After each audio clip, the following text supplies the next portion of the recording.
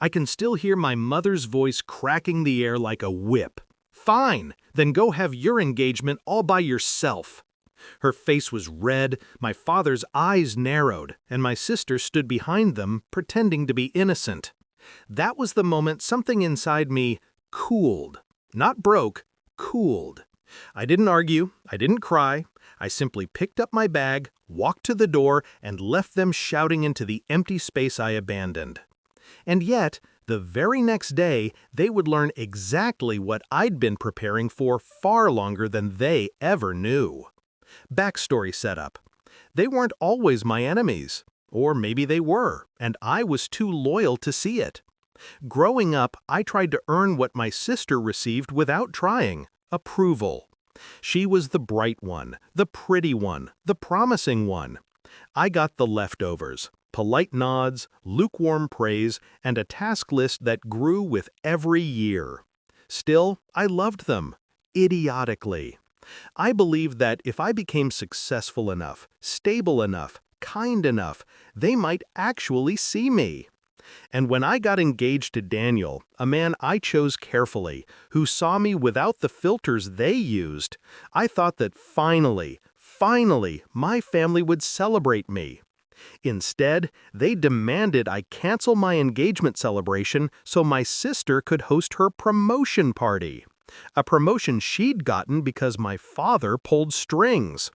A promotion she announced by saying, "I guess some of us just have more to offer."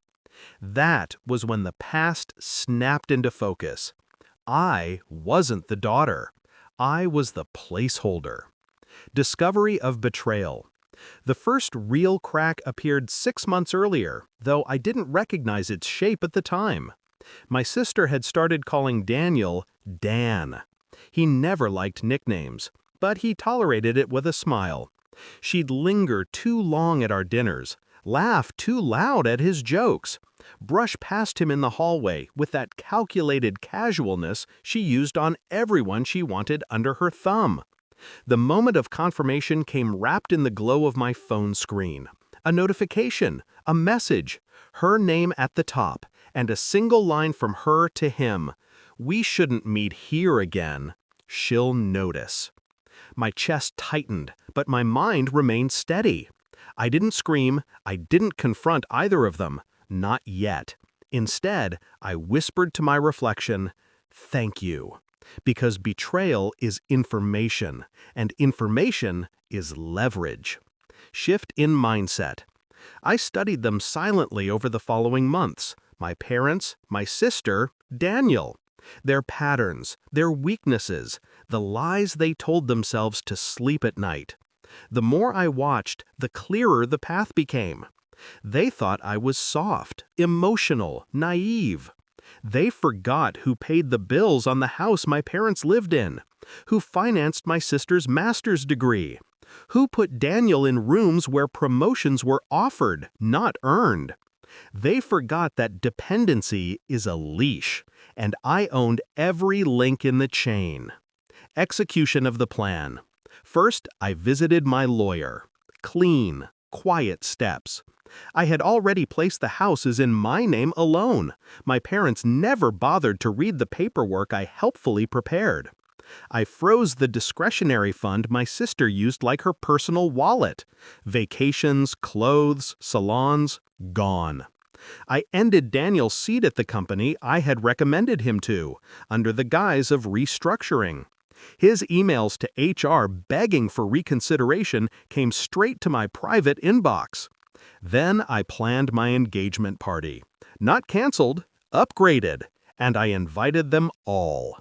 Climax and confrontation. They walked into the venue expecting to see decorations, food, and joyful guests. They did, just not for my engagement. The room was arranged like an exhibition. Screens on every wall, each one cycling through text messages, call logs, bank withdrawals, everything I had collected. Their words, their choices, their private betrayals projected 10 feet high. Daniel froze. My sister's face drained of color. My parents stood speechless, caught between shame and denial. I stepped onto the small stage, calm as a surgeon. This, I said, gesturing to the screens, is why today isn't my engagement party. It's the day I return everything you've given me. Gasps rippled through the room. I handed my parents the termination letter for the house lease. I handed my sister the legal notice of frozen accounts. I handed Daniel a box. Inside, the ring he thought he'd kept hidden at her apartment. Their downfall was quiet, not dramatic, not explosive, just inevitable. I walked out before any of them could speak. The same way I had left the day before. But this time, the silence behind me wasn't rejection. It was the sound of their world cracking open. Justice doesn't always roar. Sometimes it whispers. And that whisper becomes the loudest thing they ever hear.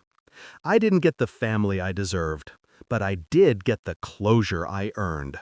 And God, it felt clean.